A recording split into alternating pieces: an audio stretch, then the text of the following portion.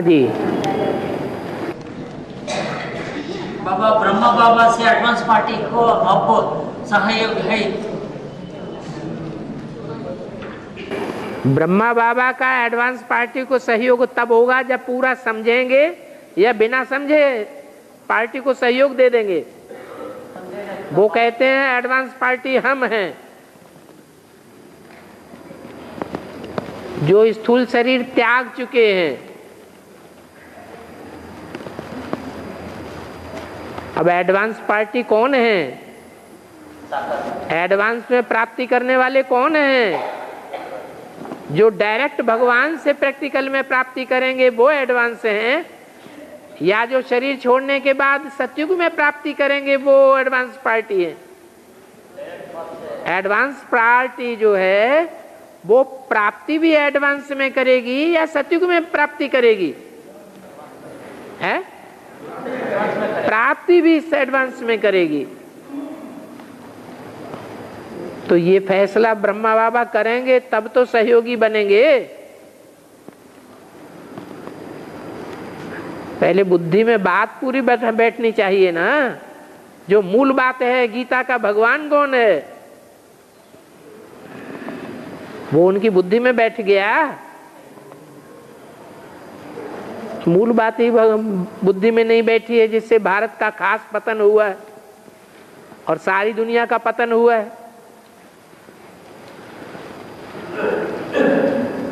और बाबा बीके में सरेंडर्ड बहन को सन्यासी कहते हैं।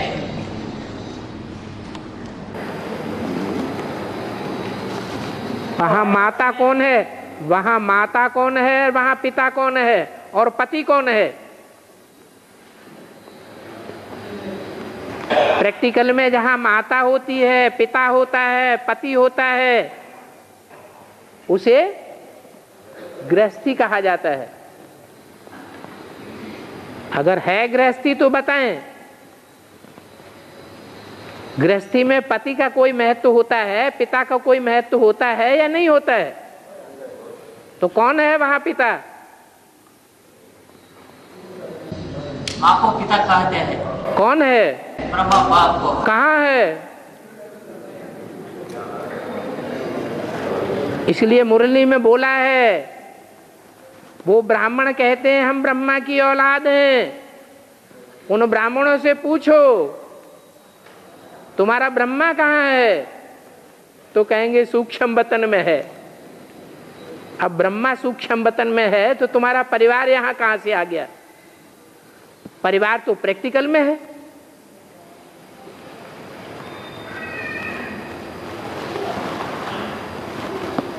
हर बात का जवाब ऐसे नहीं है कि एडवांस पार्टी ही देगी। हर बात का जवाब मुरली में दिया हुआ है।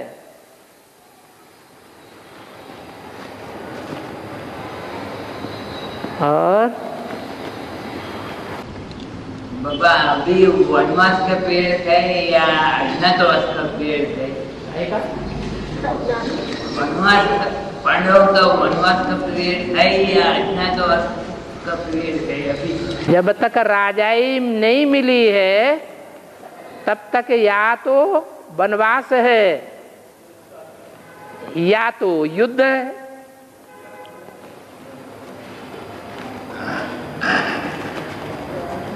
जीत हो जाती है तो युद्ध भी खलास हो जाता है। और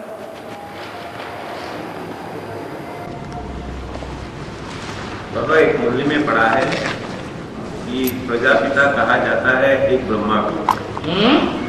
प्रजापिता कहा जाता है एक ब्रह्मा को। एक ब्रह्मा को, एक ब्रह्मा। ब्रह्मा दो चार हैं कि एक है? पांच ब्रह्मा। पांच ब्रह्मा को प्रजापिता नहीं कहा जाता, एक ब्रह्मा को कहा जाता है प्रजापिता। नहीं समझ में आया? नहीं आया? क्यों? ब्रह्मा बहुत हैं, लेकिन उनमें से एक ही ब्रह्मा है जिसको प्रजापिता कहा जाता है। सभी को प्रजापिता नहीं कहेंगे, एक ही है। और वो आदि से लेकर अंत तक है।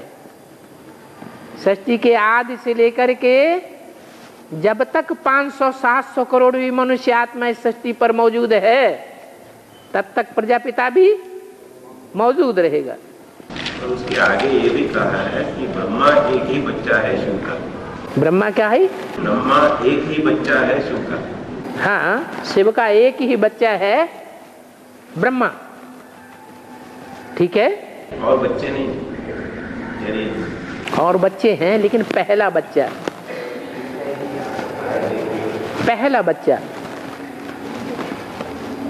और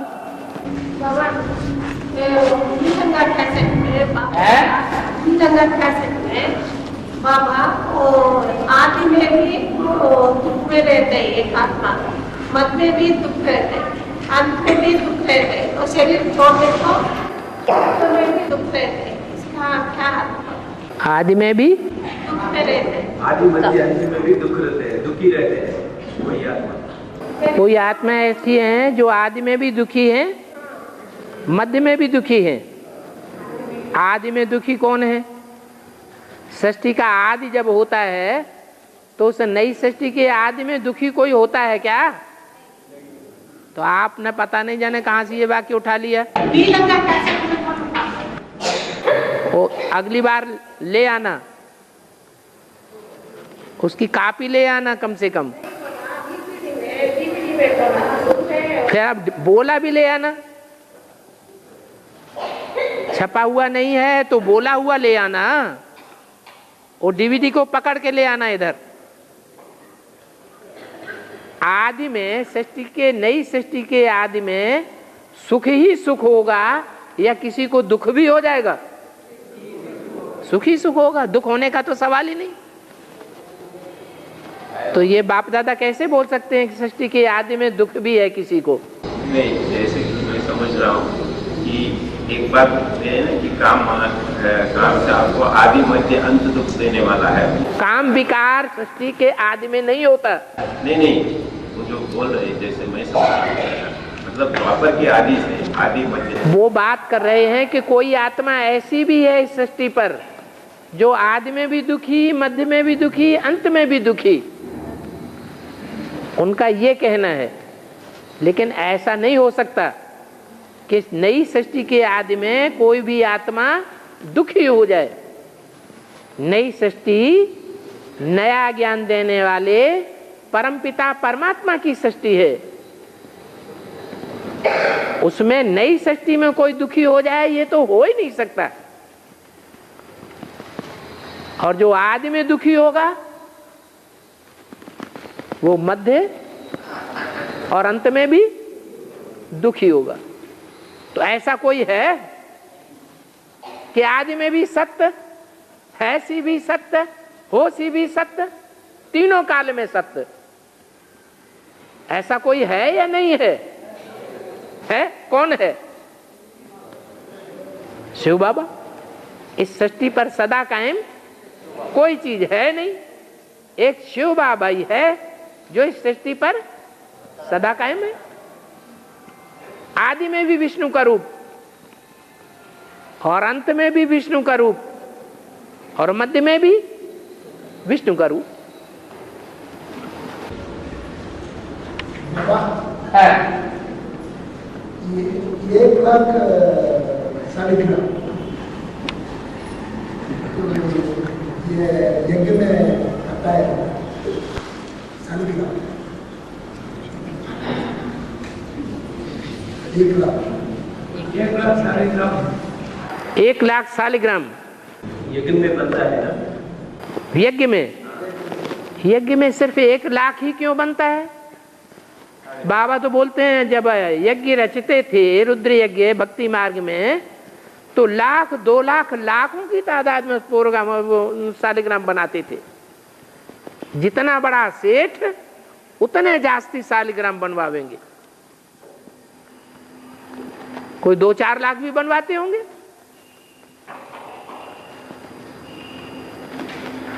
सुबह को बनाना शुरू करते थे और शाम को बिगाड़ देते थे।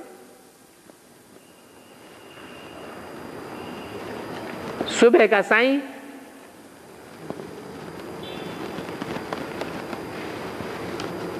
यादगार कहाँ की है? यहाँ की यादगार है। यहाँ ब्राह्मण बैठे बैठे क्या करते हैं? उनका मुख्य पुरुषार्थ क्या है? अभी अपन को क्या बनाना? शालिग्राम बनाना। तो कितने ब्राह्मण हैं जो शालिग्राम बना लेते हैं? हैं? 1 लाख ही है या ज्यादा कम ही है?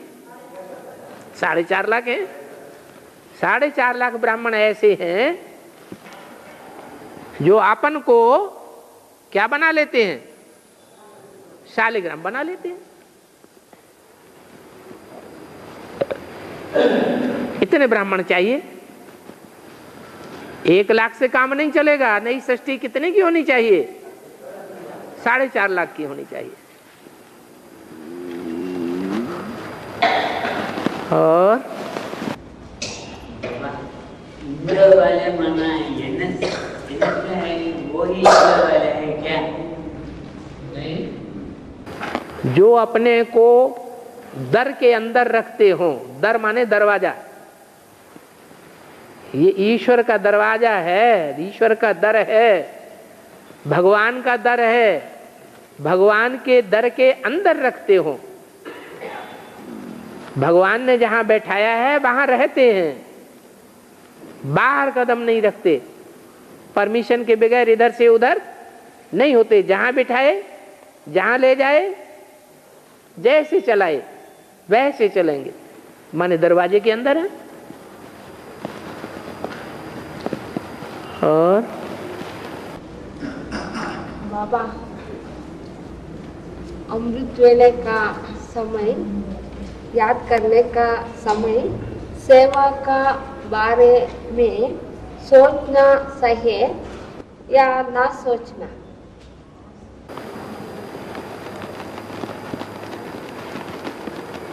भगवान का कार्य करेंगे तो भगवान की याद आएगी या नहीं आएगी? है? आएगी। भगवान की याद को ही तो योग कहते हैं। हाँ, सेवा जो है मनसा भी होती है, वाचा भी होती है और कर्मणा भी होती है। लेकिन याद का एक रूप ऐसा है जिसमें कर्मणा की दरकार नहीं है, वाचा की भी दरकार नहीं है, तन की भी दरकार नहीं, धन की भी दरकार नहीं। वो सेवा इतनी उच्च कोटि की हो सकती है जिसमें सिर्फ मन की ही जरूरत है। मन को जिसने एकाग्र कर दिया उसको इंद्रियों को चलाने की दरकार नहीं है, तन के कोई हिस्से को चलाने की दरकार नहीं, वाचा चलाने की दरकार नहीं, धन खर्च करने की दरकार नहीं, संबंधियों की पावर लगाने की भी दरकार नहीं, जो संपर्क में आने वाले हैं उनकी भी शक्ति लगाने की दरकार नहीं। मात्र संकल्प किया योग बल से, योग बल की एकाग्रता से, और काम संपन्न हो गया। वो है योग बल की पराकाष्ठा। उसको कहते हैं संकल्प सिद्धि। मन से जो भी संकल्प किया, जब भी किया, उसी समय वो संकल्प सिद्ध हो जाए। प्रकृति स्वतः ही सारा कार्य संपन्न कर दे।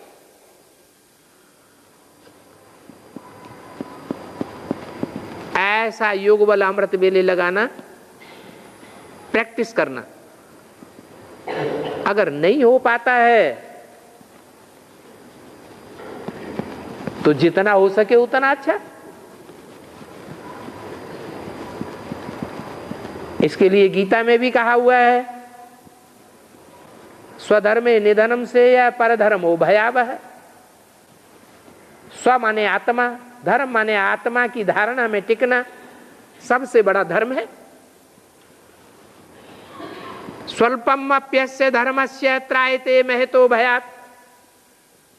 इस धारणा का स्वल्प मात्र भी, अंश मात्र भी अगर धारणा कर ली मैं आत्मा हूं, इस स्थिति में 1 सेकंड भी टिके तो महान भय से हमारा सुरक्षा हो सकती है।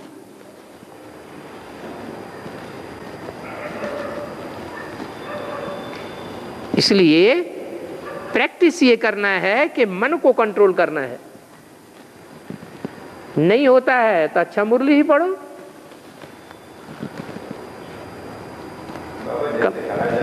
कम से कम जागने की तो प्रैक्टिस पड़ेगी। अमृत वेले, हाँ, जैसे कहा जाता है मुरली से प्यार माना मुरलीधर से प्यार, हाँ। तो क्या हम ये भी समझ सकते हैं कि जैसे याद में बैठते हैं तो मुरली की जो पॉइंट्स वो मनन चिंतन होता है उसको हम क्या समझ सकते हैं वो याद है? अमृत वेले की याद की बात बताई कि श्रेष्ठ ते श्रेष्ठ अमृत वेले की याद कौन सी है? तो मुरली का मनन चिंतन मंथन करते हैं वो सेकेंडरी याद है, फर्स्ट क्लास याद नहीं है। क्योंकि हमारा लक्ष्य क्या है? हमारे जीवन का लक्ष्य क्या है? नर से नारायण बनना, मनुष्य से देवता बनना। तो देवताएं जब बन जाएंगे तो क्या करेंगे? मनन चिंतन मंथन करेंगे, करेंगे नहीं है? हाँ, तो उसी स्टेज पर पहुंचने के लिए क्या करना है? आत्म की स्थिति में स्थित रहना, वो दूसरा कोई संकल्प नहीं। और आत्मा से परमात्मा दूर है ही नहीं। मैं ज्योति बिंदु आत्मा, तो आत्मा के साथ परम पिता परमात्मा तो है ही है। आत्म की स्थिति में रहेंगे तो बाप याद आवेगा, देवान में रहेंगे तो बाप याद नहीं आवेगा। आत्मा का गुणों का और बाप का गुणों का संकल्प करना तो होता है। आत्माओं के गुण अलग, देवताओं के गुण अलग और बाप के गुण अलग। वो भूल गए?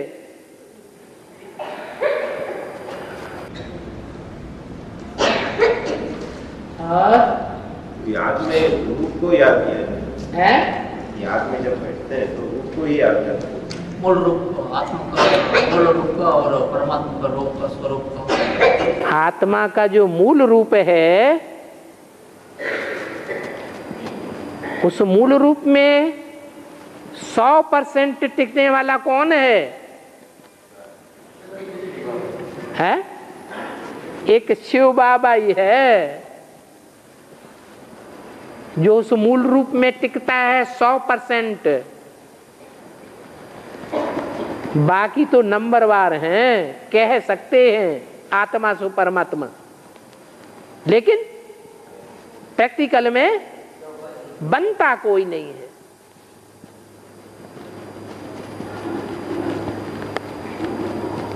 और बाबा 4.5 लाख बर्फ में दबा होंगे बाबा। आत्मा परमधाम के फिर से शरीर में प्रवेश करता है। उम्र कैसे गिनते हैं बाबा? जब संपन्न स्टेज होगी तो संपन्न स्टेज माने संपूर्ण आत्मा, 16 कला संपूर्ण आत्मा होगी या अपूर्ण आत्मा होगी? है संपूर्ण आत्मा। और संपूर्ण आत्मा जब प्रकृति के 5 तत्व धारण करेगी तो संपूर्ण सात्विक तत्व धारण करेगी या नीचे ऊपर की स्टेज वाले धारण करेगी? संपूर्ण सात्विक। संपूर्ण सात्विक बच्चा होता है या जवान या बूढ़ा होता है? है? संपूर्ण सात्विक शरीर बच्चे का होता है, बचपन में होता है, बड़े का होता है या बुढ़ापे का होता है? बच्चे को होता है।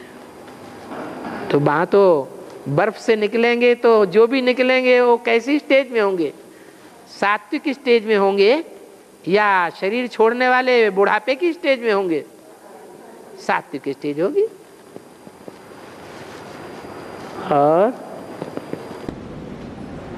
तो जैसे शरीर वृद्ध अवस्था को तो पाता ही नहीं है, सतयुग में शरीर तो कभी वृद्ध तो होता नहीं, बुढ़ापा तो होता नहीं है शरीर। पूछो तो क्या पूछ रहे फिर? ये तो सबको मालूम है कि सतयुग में कोई बूढ़ा नहीं होता है। शरीर छोड़ने की क्या दरकार? माना 5000 साल तक एक ही शरीर बना रहना चाहिए। मतलब अभी हम समझते हैं ना शरीर, नहीं, आप चाहते क्या हैं? क्या नए नए पार्ट बजाना चाहते हैं। नए पार्ट बजाना चाहते हैं तो वो इच्छा पूरी होती है, वो शरीर छोड़ना पड़े। एक शरीर तो हमेशा किसी का रहेगा नहीं। हाँ, ये हो सकता है कि आत्मा जन्म बाई जन्म ज्यादा से ज्यादा सुख भोग सके, इतना तक हो सकता है। बाकी ऐसे नहीं हो सकता कि जिसका जन्म हो उसकी मृत्यु कभी हो ही नहीं।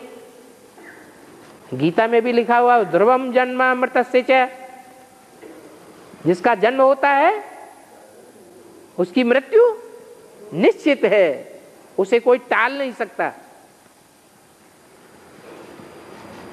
शरीर का जन्म होता है,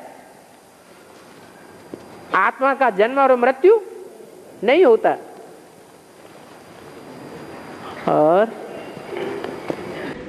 बाबा रामकृष्ण का आत्मा द्वापर में कैसे पार्टनर होता है? रामकृष्ण जिनको कहा जाता है और जिनका संसार में इतना नाम वाला है, वो रामकृष्ण कलयुग के हैं या द्वापर के हैं या सतयुग त्रेता के हैं? है संगम के हैं रामकृष्ण। संगम तो अभी सन 36 से शुरू हुआ है। रामकृष्ण ने सन 36 से पहले जन्म लिया था या सन 36 के बाद जन्म लिया? तो फिर तो कलयुग के हैं या द्वापर के हैं? अरे गुरु नानक ने कब जन्म लिया? द्वापर में। कलयुग में जन्म लिया। ऐसे ही गुरु नानक के कई सौ वर्षों के बाद फिर रामकृष्ण ने जन्म लिया, विवेकानंद ने जन्म लिया।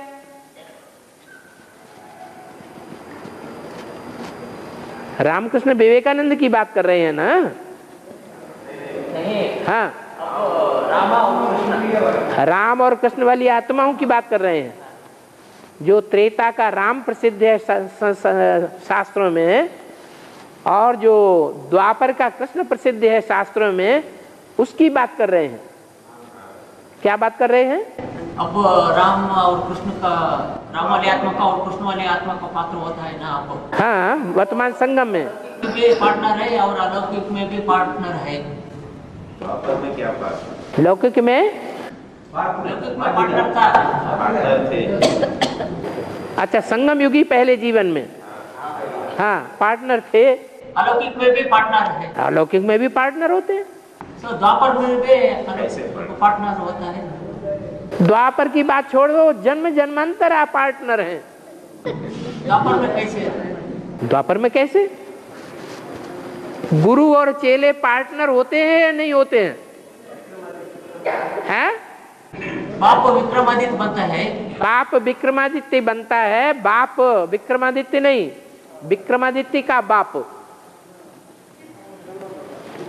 ब्रह्मा बाबा विक्रमादित्य बना, और उसका बाप भी है उस समय मौजूद।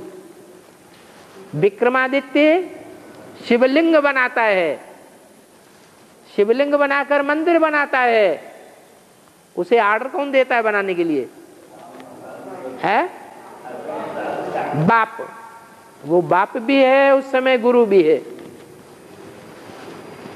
द्वापर का आदि है ना, जैसे सतयुग का आदि होता है ऐसे ही द्वापर का आदि भी है। सतयुग आदि में जो लक्षण है वो द्वापर के आदि में भी कुछ न कुछ विराजमान है। जन्म जन्मांतर बाप और बेटा नहीं, सर्व संबंध बाबा ने बताए हैं या एक संबंध बताया है? अगर यहाँ संगम युग में सर्व संबंधों की रचना बाप से नहीं ली तो उन संबंधों के लिए जन्म जन्मांतर तरसते रहेंगे। एक संबंध की बात नहीं है। ब्रह्मा उर्फ दादा लेखराज उर्फ कृष्ण, ये तो बाप का बहुत सिकीलदा बच्चा है, सबसे प्यारा, ज्यादा प्यारा। बाप को सबसे ज्यादा प्यार किसके प्रति होता है? बच्चे के प्रति होता है। तो बच्चे को तो बहुत प्राप्ति कराते हैं। एक संबंध से कराएंगे या सर्व संबंधों से कराएंगे? सर्व संबंधों से। ये जो सर्व संबंध होते हैं ना, तो कभी कहा जाता है साजन सजनी का संबंध, साजन सजनी का संबंध, और हमेशा समझा ये जाता है कि बाबा ही साजन है और हम सब सजनियां हैं। ठीक है, तो उसका रिवर्स भी हो सकता है। क्या रिवर्स हो सकता है? हम साजन और वो सजनी, ऐसे हो सकता है। मन शिव बाबा मुरली में कहते हैं, मैं सदैव मासूक हूँ, आशिक नहीं बनता हूँ। मैंने मैं फिदा नहीं होता हूँ किसी के ऊपर। फिदा कौन होते हैं? आशिक फिदा होते हैं। तो तुम बच्चे आशिक हो या मासूक हो? आशिक हो, तो सजनी वाली बात ही खत्म हो जाती है। फिर सर्व संबंध तो एक संबंध तो बच गया है। वो संबंध है, एक पति पत्नी का एक संबंध हो गया, साजन और सजनी का एक संबंध हो गया। जैसे 84 जन्म में तो कभी जो पति बनते हैं वो अगले जन्म में पत्नी बनते हैं, ऐसे तो रिश्ते होते हैं। वो संबंध आत्माओं के साथ आत्माओं के हैं, और यहाँ आत्माओं के साथ नहीं है, परमपिता परमात्मा के साथ संबंध की बात है।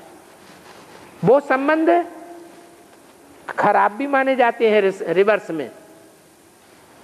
जैसे अभी हमारी बच्ची है, वो बाप है, वो बच्ची है, अब उसके साथ पत्नी का भी संबंध हो जाए, ये खराब है या अच्छी बात है?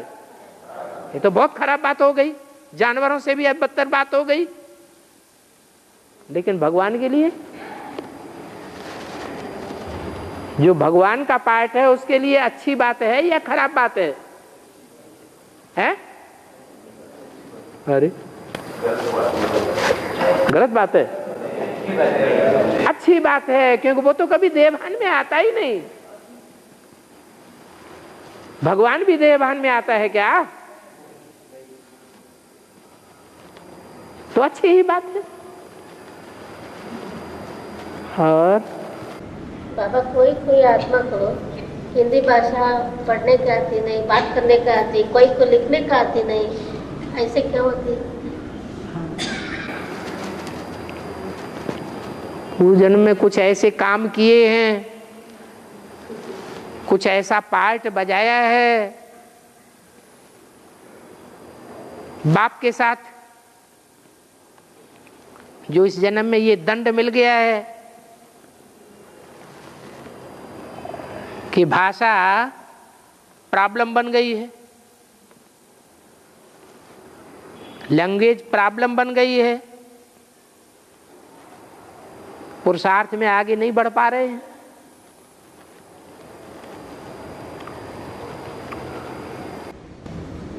सच्ची कंठा फाइट कैसे है?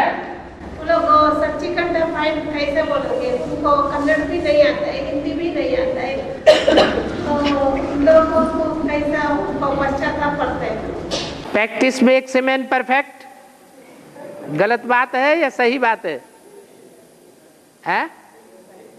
सही बात है तो फिर करो। और बाबा, वो सरस्वती को ऐसे केश दिखाएगा क्यों? सरस्वती मम्मा को केश ऐसे दिखाएगा। हाँ, वो केस है साधु संत महात्माओं के जो बाल होते हैं, वो उलझे हुए बाल होते हैं या सबके सुलझे हुए बाल होते हैं, जटाएं होती हैं, एक जुट हो गए, एक जुट इधर बिखर रहा है, एक जुट उधर, एक जुट इधर लटक रहा है, माने ग्रुप बन गए। क्या? वो ग्रुप बनाए दिए उन्होंने। और सरस्वती के बाल सब सुलझे हुए हैं या जटाएं लटक रही हैं? सुलझे हुए बाल हैं, ये अंतर है।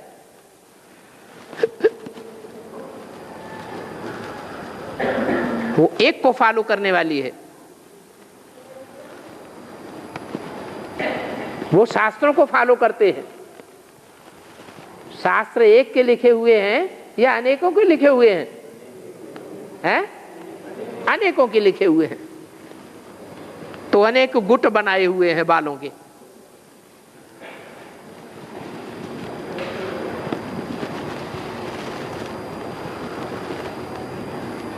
और बाबा बीके में सम्मुख निमित्त बहन के सम्मुख योग करने का समय देवी या देवता का स्वरूप दिखाता था मुझे। बीके में ध्यान करने का समय सम्मुख में निमित्त बहन होता था ना। निमित्त बहन होता है, वो देवी होती है कि देवता होता है कि भगवान होता है कि भगवती होती है कि राक्षस होती है कि राक्षसी होती है? देवी या देवता का स्वरूप दिखाता था। अब वो एडवांस में बाप का सम्मुख योग करने का और सीढ़ी में योग करने का ज्योति स्वरूप शिवलिंग दिखाता है। भक्ति मार्ग में क्या करते हैं? जड़ को रखते हैं या चैतन्य को सामने रखते हैं? भक्ति मार्ग में और ज्ञान मार्ग में खास अंतर क्या है? भक्ति मार्ग में सब कुछ इमिटेशन और ज्ञान मार्ग में सब कुछ प्रैक्टिकल। समझ में नहीं आया अभी तक? बीके में भक्ति मार्ग है या ज्ञान मार्ग है? भक्ति मार्ग है। और बाबा, ये कलयुग के आदि में राम और कृष्ण का पाठ क्या है? भक्ति के कलयुग के आदि में, कलयुग के आदि में हाँ, राम और कृष्ण का पाठ क्या है? उनका हर युग के आदि में अच्छा पाठ है। चारों युग प्रताप तुम्हारा है, प्रसिद्ध जगत तुझियारा। चारों ही युगों में आदि में उनका श्रेष्ठ ते श्रेष्ठ पाठ है। कौन सा पाठ है बाबा? रामकृष्ण का। कौन का पाठ के यहाँ बाबा बोर्ड पर या कागज पर लिख करके बैठे हैं या बैठेंगे? ये तो तुमको साबित करना है कि बाप का पाठ किसका है, माँ का पाठ किसका है, राम का पाठ किसका है, कृष्ण का पाठ किसका है, ये तुम्हें साबित करना है। बाबा थोड़ी बतावेंगे। और 84 जन्मों का अपना अपना पाठ का जो हम सोचते हैं और योग करते हुए, यानी उसका जो साक्षात्कार होता है जैसे बताते हैं, जैसे हम आखिर में, तो वो हमारे संकल्प से होते हैं क्या? वो अपने आप होने अपने आप कैसे होंगे? जैसा पुरुषार्थ आपका होगा, जितना तीव्र पुरुषार्थ होगा उतने तीव्रता जल्दी से आपको साक्षात्कार बुद्धि से हो जाएगा। अगर पुरुषार्थ धीमा है तो बुद्धि से साक्षात्कार भी देर में होगा। यानी हमको संकल्प करना है कि हम ऐसे ऐसे पाठ बचाना है। संकल्प करने की बात नहीं है, संकल्प ज्ञान युक्त होने की बात है। मनन चिंतन मंथन ज्ञान युक्त हो चलता रहे। जिसका जितना जास्ती मनन चिंतन मंथन चलेगा वो उतना दूसरी आत्माओं की सेवा में भी लगा रहेगा। दूसरी आत्माओं की सेवा में लगा रहेगा तो बाप ऐसे बच्चों को बहुत याद करते हैं। बाप जिन बच्चों को याद करेगा उन बच्चों की याद बड़ी तीखी हो जाएगी। याद तीखी हो जाने से उनके संकल्पों में रिफाइननेस आएगी।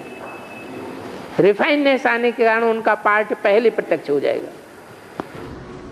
बाबा अष्टदेव में नंबर 1 सूर्य, नंबर 2 चंद्रवंशी मुखिया है। अन्य नंबर वाले चंद्रवंशी मुखिया कौन है? अष्टदेव में नंबर 2 चंद्रवंशी मुखिया कौन है? योगिनी माँ। हाँ, तो आगे और अन्य देव नंबर 1 अन्य धर्मों का मुखिया होता है। तो मुखिया नहीं कहेंगे, मुखिया तो ऊपर से आने वाली आत्माएं हैं। जैसे देवी देवता सनातन धर्म में मुखिया आत्मा कौन है? है? देवी देवता सनातन धर्म में, देवी देवता सनातन धर्म स्थापन करने वालों में मुख्य आत्मा कौन है? हैं? सूर्य, लक्ष्मी नारायण। वो दो आत्माएं हुई या एक हुई? हम तो एक की बात कर रहे हैं। नारायण। नारायण से ऊपर शिव नहीं है। फिर मुख्य आत्मा कौन हुई?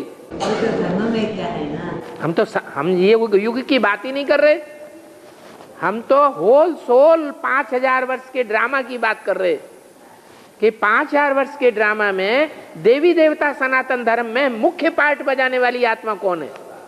हैं? क्यों बाबा? बस ऐसे ही दूसरे धर्मों का निकाल लो। मुख्य आत्मा पूछ रहे हो या पूर्वज आत्मा पूछ रहे हो? हाँ, अन्य धर्मों का पूर्वज होता है। हाँ, तो अन्य धर्मों में और अपने धर्म में, सनातन धर्म में, चंद्रवंश में, सूर्यवंश में, इस्लाम वंश में मुख्य आत्माएं अलग हैं और जो पूर्वज आत्माएं हैं वो अष्टदेव है। पूर्वज का मतलब ही है पूर्व में जिन्होंने जन्म लिया। तो अन्य धर्मों का पूर्वज होने का अलावा पक्का सूर्यवंश में जन्म लेना अच्छा होता है? नहीं, वो कहाँ आते हैं? द्वापर युग में इब्राहिम आएगा, वो क्या सतयुग में आएगा? इब्राहिम सतयुग में आएगा क्या? है? नहीं आएगा। त्रेता में आएगा? नहीं आएगा। तो सूर्यवंश में कहां से आ गया? वो सूर्यवंश का मुखिया है ही नहीं। वो कौन से वंश का मुखिया बन जाता है? हैं? इस्लाम वंश का मुखिया बन जाता है। अरे ये तो ग्रुप हैं, कोई शेरों का ग्रुप है, कोई चीतों का ग्रुप है, कोई गधेड़ों का ग्रुप है कि सब एक जैसे हैं? हैं? सब अलग अलग ग्रुप हैं। और बाबा मुझे ने बताया सम्मुख मुरली सुनाना नंबर 1। सुनाना नहीं हमारा डब्बा गोल मत कर दो। सन्मुख मुरली नहीं सुनाना नंबर 1 समझना। क्या? सुनना। सन्मुख बाप के सन्मुख बैठकर मुरली सुनना, ये है नंबर 1 मुरली। हाँ। और बाद में वो टीवी में देखना, टीवी में मुरली देखना, वो नंबर 2। और पढ़ने का नंबर 3।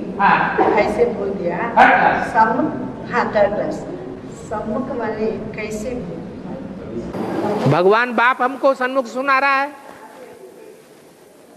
अगर भगवान बाप हमको सन्मुख मुरली सुना रहा है तो उसके मुकाबले कोई दूसरी मुरली हो सकती है क्या? नहीं हो सकती। लेकिन ये भावना जिसकी बुद्धि में ज्ञान बैठा होगा उसको ये भावना पैदा होगी, या जिसको ज्ञान हुआ ही नहीं, पहचान हुई नहीं, बाप को जिसने जाना ही नहीं, वो सन्मुख मुरली सुनेगा। जिसको सन्मुख बाप मिला है, पहचाना है, जाना है, दिल ने स्वीकार कर लिया है कि हमारी आत्मा का बाप है, ये हमारे जन्म जन्मांतर का भाग्य बनाने वाला बाप है, एक जन्म का बाप नहीं है, बेहद का बाप है, बेहद का टीचर है, बेहद का सदगुरु है। एक जन्म का गुरु नहीं है, एक जन्म का टीचर नहीं है।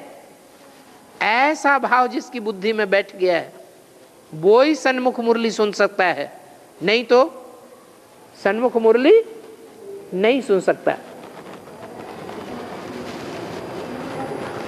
और बाबा पहले जो बताया ना कि अलिफ को अल्लाह मिला, अलफ को अल्लाह मिला, तो अलिफ और अल्लाह अलग अलग हो गए ना? अलफ को मिला अल्लाह, अल्लाह मुसलमान किसे कहते हैं? हाँ, तो आप एक कैसे कहते हैं? अलफ को मिला अल्लाह, तो अलफ खड़ा डंडा है या नुक्ता है? अलफ तो खड़ा डंडा है और अल्लाह सदैव ही ज्योति बिंदु है। डंडे को खड़ा करना शुरू करो तो जैसे ही कलम लाके रखेंगे तो पहले क्या बनेगा? अल्लाह बनेगा कि अलफ बनेगा? है? पहले नुक्ता बनेगा, फिर खींचना शुरू करो तो अलफ बनेगा। ये अंतर है। पहले पहले जैसे ही कलम कागज के ऊपर आई तो पहले क्या बनेगा? अल्लाह, वो है अल्लाह। उसको मुसलमान लोग कहते हैं अल्लाह। अलफ को वो नहीं मानते ज्यादा, वो आदम को उतना ज्यादा महत्व नहीं देते।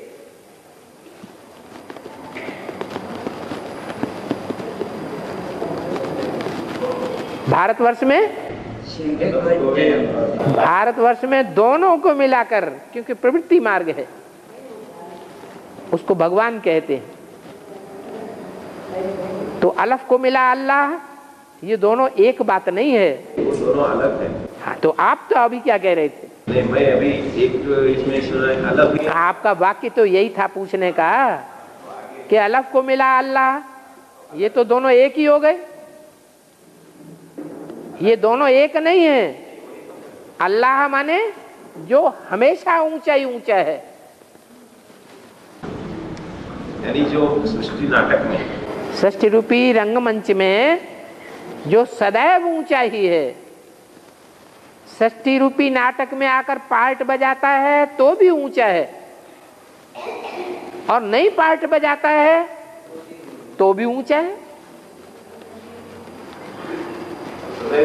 उसका नाम दिया है संस्कृत में अच्युत। अच्युतम केशवम राम नारायणम।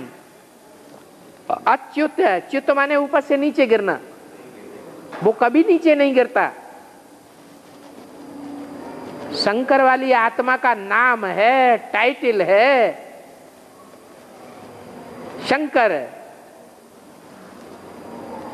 लेकिन वो सदाकाल का टाइटल है, 84 जन्मों का टाइटल है, या सिर्फ एक जन्म की बात है? एक जन्म की बात है। हाँ। जो अल्लाह है वो सदैव ऊंचा है, वो गिरना मना क्या बाबा? वो गिरता ही नहीं, ऐसे ही तो अल्लाह है। नहीं तो फिर मुसल्ला हो जाए।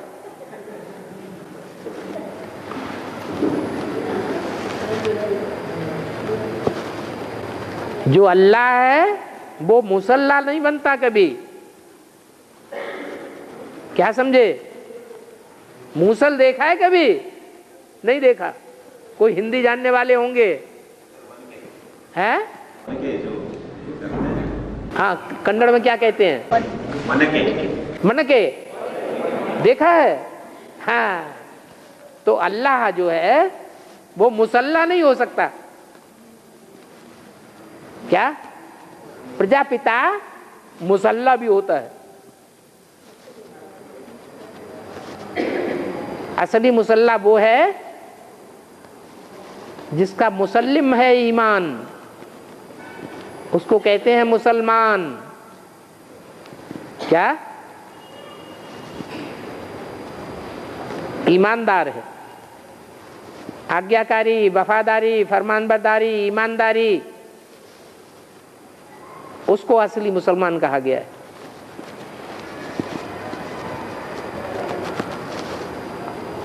इसलिए मुरली में बोला है, बाप क्या बन करके आए हैं? विदेशी बन करके आए हैं।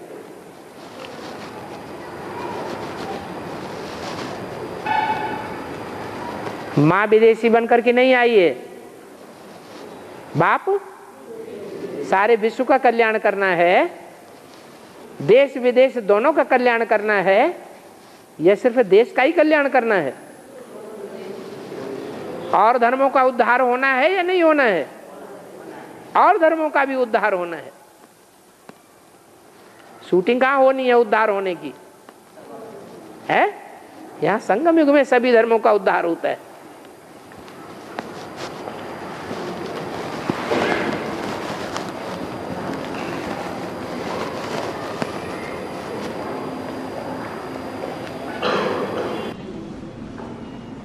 बाबा अन्य धर्मों का मुखिय अष्टदेव होने का अलावा पक्का सूर्यवंशी आत्मा बनना चाहिए। ये आज जान पाया? इतने दिन हो गए तुमको एडवांस में आए हुए, आज तुम्हारी बुद्धि में बैठी ये बात। क्या और अन्य धर्मों में मणका बनने से तो अच्छा है सूर्यवंशी मणका बनना? पक्का सूर्यवंशी आत्मा बनना तो अच्छी बात है या खराब बात है? और बाबा ब्रह्मा को हनुमान गणेश कहते हैं, सो गणेश और हनुमान को बहुत पूजा होता है। हाँ, बहुत पूजा कहाँ होता है? कलयुग में होता है या द्वापर में होता है? तुम कलयुगी पुजारी बनना अच्छा समझते हो या द्वापर युगी पुजारी बनना अच्छा समझते हो? है? जिनकी बहुत पूजा करें वो अच्छे होते हैं देवता, या जिनकी बहुत पूजा नहीं करते हैं, थोड़ी आत्माएं होती हैं जिनको पहचानती हैं और पूजा करती हैं, पूजनीय मानती हैं, वो अच्छे? तो सतो प्रधान पूजा करने वाले अच्छे या तमो प्रधान पूजा करने वाले अच्छे? सतो प्रधान पूजा करने वाले थोड़े और तमो प्रधान पूजा करने वाले ढेर के ढेर। तो कौन अच्छे? सतो प्रधान पूजा करने वाले भले थोड़े हैं लेकिन अच्छे हैं। पांडव अच्छे या कौरव अच्छे? क्यों? क्योंकि उन्होंने एक बाप को पहचाना। और जो ज्यादा पूजा करते हैं वो पूजा करने के बाद वो भी देते हैं। व्यभिचारी बनेंगे, बनावेंगे तो डूबेंगे और दूसरों को डुबावेंगे। बाबा एक ही आत्मा को दो जगह में दिखाया है। तो ब्रह्मा बाबा एक ही आत्मा है ना? एक जगह दो जगह कहाँ दिखाया? हनुमान का रूप में दिखाया, गणेश का रूप में दिखाया। द्वापर के आदि में दोनों के मंदिर बने हुए दिखाए गए हैं सीढ़ी के चित्र में। तो एक ही जगह बने हुए हैं कि एक अलग है एक अलग है? एक ही जगह है? हाँ, कलयुग के आदि में पहले जन्म में जो दो मंदिर बने हुए हैं वो एक ही जगह बने हुए हैं, एक दाईं ओर एक बाईं ओर है। एक जगह कहाँ है? और बाबा एनएस में बाबा का सम्मुख क्लास होता है? एनएस में बाबा का सम्मुख क्लास होता है? नहीं होता है। होता तो तुम्हारे सामने नहीं आता। अरे वहां का क्लास कभी तुम्हारे सामने आया? नहीं आया। तो क्या छुपाया जा रहा है? माने तुम क्या समझते हो कि क्लास होता होगा लेकिन छुपा लिया जाता है? हैं? अभी तो क्लियर नहीं है बाबा ये नया संगठन में क्या क्या होता है। क्लियर नहीं है? नया संगठन में क्या क्या होता है क्लियर नहीं है तो अच्छा मर के देखो। उधर जाकर मरना, काशी नगरी में जाकर मरना। वहां जाकर के मरना? पहले नहीं मरेंगे? पहले भी मरना और जाकर भी मरना। जाके तो सारे ही मरेंगे। पहले जीते जी और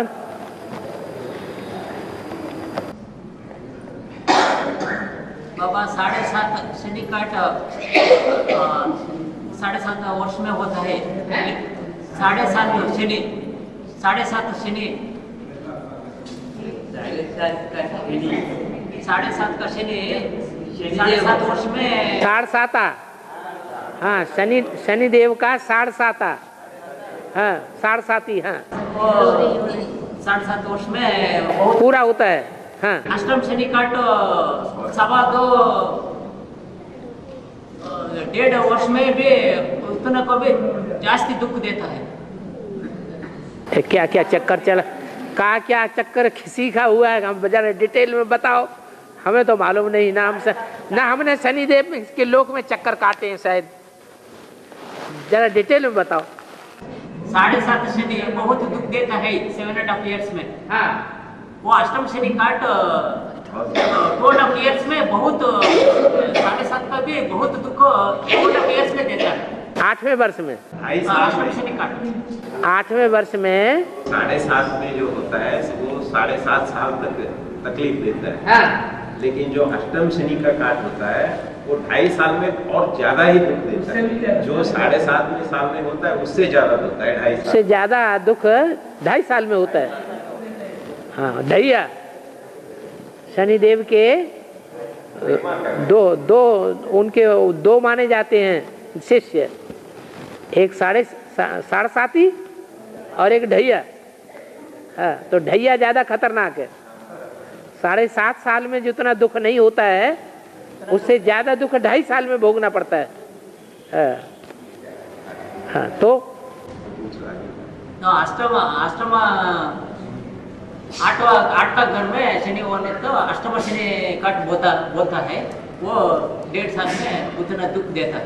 बहुत दुख देता है। हाँ, वो उससे भी ज्यादा खतरनाक हो गया ना। हम उस अष्टम शनि काट में बंधा हुआ था, इसलिए निकल आया। चलो निकल आया। हाँ, बाबा मुस्लिम ज्योति स्वरूप को मानता है। हाँ, याद करता है वो मस्जिद में। हाँ, तो उनका बाप का वर्षा क्यों नहीं लिखा है? वो एक ही याद करता है ना। है? वो एक ही की याद करता है। एक कौन है? ज्योति स्वरूप को। आप भी तो ज्योति स्वरूप है, आपकी आंख में से ज्योति नहीं निकल रही है? अरे आपकी आंख में से ज्योति निकल रही कि नहीं? तो आप भी तो ज्योति हैं। वो एक ज्योति कौन सी? तो नहीं पहचानते हैं, तभी तो कहते हैं हम जो एक ज्योति को मानते हैं। ज्योति ज्योति में समाया, हिंदुओं में भी कहते हैं, बौद्धियों में भी कहते हैं, महात्मा बुद्ध की आत्मा ज्योति ज्योति में समा गई। लेकिन वो ज्योति कौन सी है जिस ज्योति में समा गई? वो तो क्लैरिफाई करो, डेफिनेशन चाहिए ना। वो ज्योति कौन सी?